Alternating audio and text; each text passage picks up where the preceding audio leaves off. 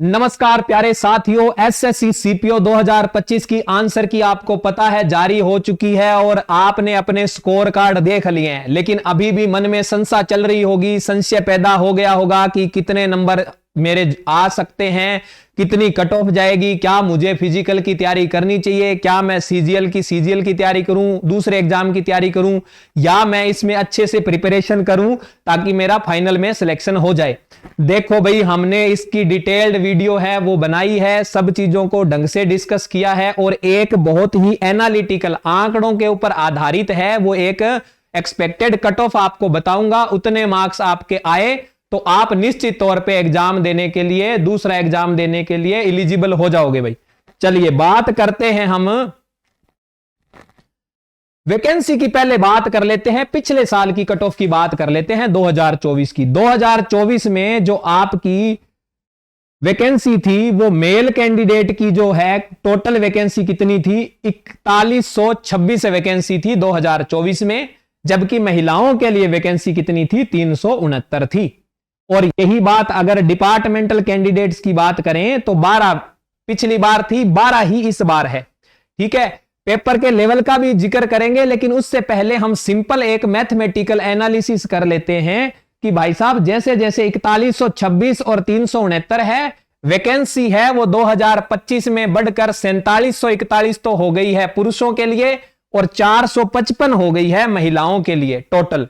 और ये 125 है, ये दिल्ली पुलिस में एसआई की है, और ये 61 है, ये दिल्ली पुलिस में एसआई की है महिलाओं के लिए।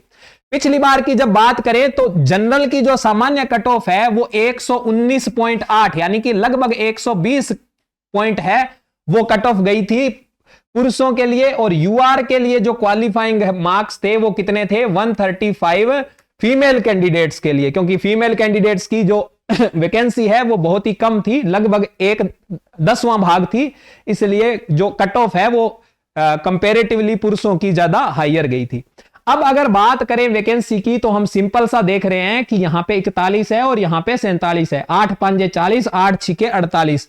तो बात करें तो जो कैंडिडेट हैं वो अब की बार कितने गुना ज्यादा लिए जा रहे हैं, तो पहले अगर 5 कैंडिडेट लिए जा रहे थे तो अब कितने हैं, 6 कैंडिडेट लिए जा रहे हैं। तो एक्सपेक्टेड कट ऑफ अगर डेटा वाइज जाऊं मैं तो एक जनरल मार्जिन के ऊपर की जो कट ऑफ है वो चेंज होती है भाई।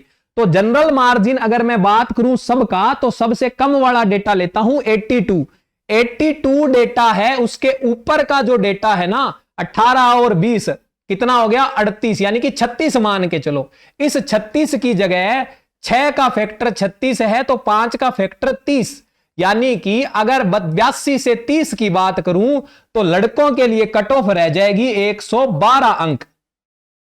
ये 112 अंक हैं, वो कट ऑफ रह सकती है अगर सिर्फ और सिर्फ पेपर का अगर लेवल सेम रहता और वैकेंसी इतनी बढ़ती तो 112 अंक का प्रेडिक्शन पहले फैक्टर के हिसाब से पहला चेंज है वो 112 अंक पर लेके आता अपने को। दूसरा चेंज है वो अपने को क्या है कि हर साल जो तैयारी करने वाले बच्चे हैं उनमें 5 या 7% ऐसे बच्चे हैं जो दोबारा तैयारी में बैठते हैं और अच्छे से तैयारी करके कंपटीशन को 5 या 7% बढ़ा देते हैं।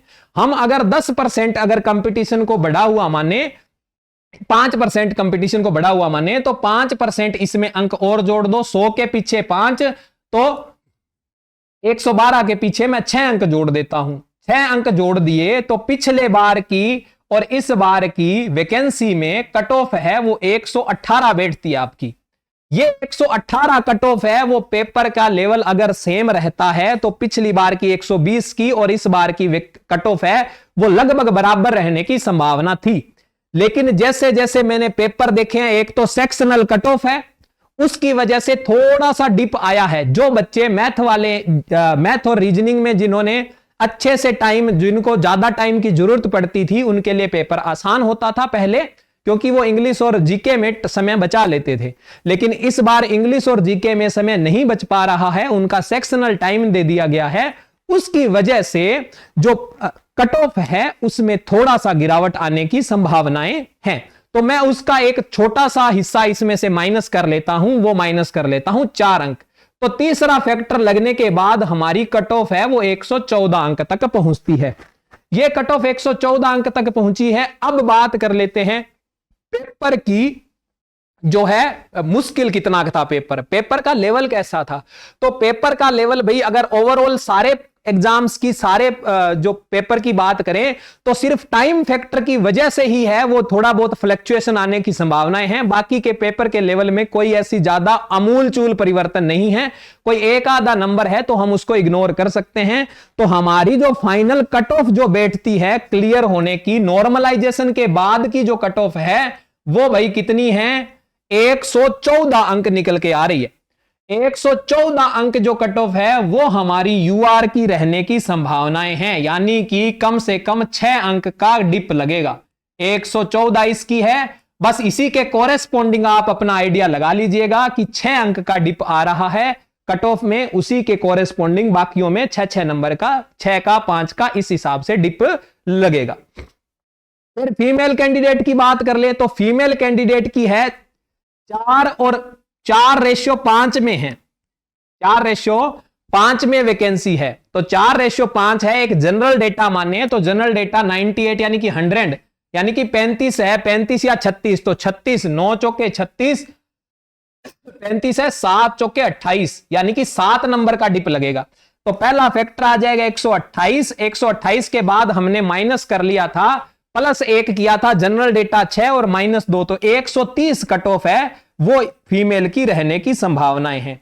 फीमेल की कितनी है, 128 से लेकर 130 कट ऑफ है वो रहने की संभावनाएं हैं। 128 से 130 ये कट ऑफ है वो फाइनली रहने की जो है संभावना है।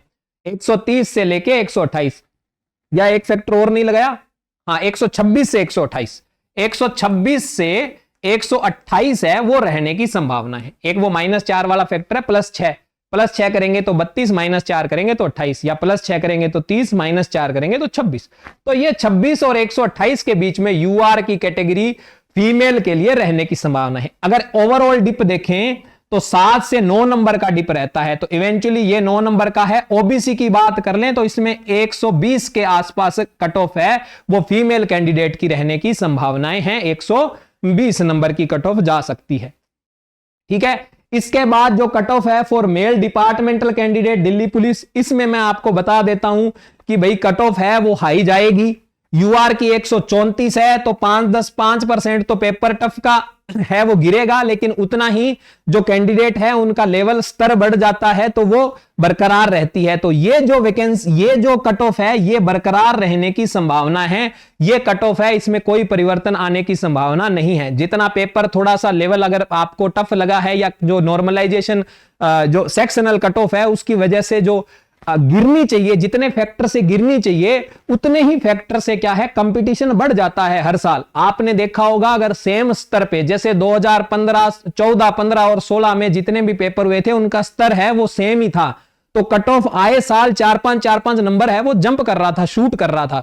उसके बाद पेपर के पैटर्न में अगर कोई चेंज नहीं आता है, जीके के सवाल उन्हीं टॉपिक से पूछे जाते हैं जो पहले पूछे जा रहे थे, या इंग्लिश के उसी पैटर्न पे अगर सवाल पूछे जा रहे हैं, तो ध्यान दीजिएगा हमेशा कट ऑफ बढ़ेगी। क्या कारण है, क्योंकि आपको अगर पहले से पता है किस तरीके का सवाल आएगा, तो एक बंदा जो नया बंदा होता है उसके लिए मेंटली प्रिपेयर होना मुश्किल हो जाता है। लेकिन अगर आपको टिके टिकाए उसी प्लेटफॉर्म पे उसी टाइप से अगर क्वेश्चन पूछे जा रहे हैं तो आपके लिए आसान हो जाएगा। हालांकि इस बार थोड़े 2-3 क्वेश्चन अलग पूछे गए हैं जो इंग्लिश में पूछे गए हैं। इंग्लिश में आपको टाइप ऑफ सेंटेंस पूछ लिया है कि सिंपल है, कंपाउंड है या कॉम्प्लेक्स है, तो ये चीज आपको मेंस में भी ध्यान रखनी है। इस टाइप ऑफ सेंटेंस है वो आपसे पूछ सकता है। तो फाइनली अपना जिस्ट क्या निकला कि यूआर की कैटेगरी में 114 की कट ऑफ है मेल कैंडिडेट के लिए। फीमेल कैंडिडेट के लिए जो कट ऑफ है वो 126 से 128 के बीच रहने वाली है, जबकि मेल डिपार्टमेंटल कैंडिडेट है उनके लिए कट ऑफ है वो सेम ही रहने की संभावनाएं हैं। अब आप में से कहेंगे कि सर कट ऑफ पास करने से क्या होता है, फाइनली सिलेक्शन तो होगा नहीं। क्यों नहीं होगा भाई, मेरे पास काफी ऐसे एग्जाम्पल हैं जिन्होंने एकदम कट ऑफ के आसपास नंबर लाने के बाद भी दिल्ली पुलिस में एसआई लगने का जो है 190, 195 लेके आओ इंग्लिश में, है ना, एक्सीलेंट स्कोर मारो, यही स्कोर शूट कर जाएगा, 300 के पार हो जाएगा। 300 के पार तो आराम से मिल जाएगा, है ना। तो भाई यही है, आपको एकदम बढ़िया स्कोर, एक्सीलेंट स्कोर लेके आना है। कट ऑफ यहां पे प्री में अगर मार्क्स कम भी आते हैं तो एटलीस्ट सीआईएसएफ, बीएसएफ इनमें एसआई या एएसआई की पोस्ट है वो आपको बिल्कुल मिल सकती है। तो नौकरी है वो कोई भी कमतर नहीं है, सबकी एकदम सेम ही सैलरी है, करप्शन आपको करना नहीं है। तो क्यों भाई, एकदम सेम ही सैलरी, सेम ही वर्दी है, तो सब में वर्दी सब में सैलरी, तो क्यों नहीं ले दूसरी एसआई की जॉब, है ना। हालांकि प्रायोरिटी आपकी दिल्ली पुलिस की रहनी चाहिए, लेकिन दूसरी जॉब भी आपको बिल्कुल ही गवारा होनी चाहिए।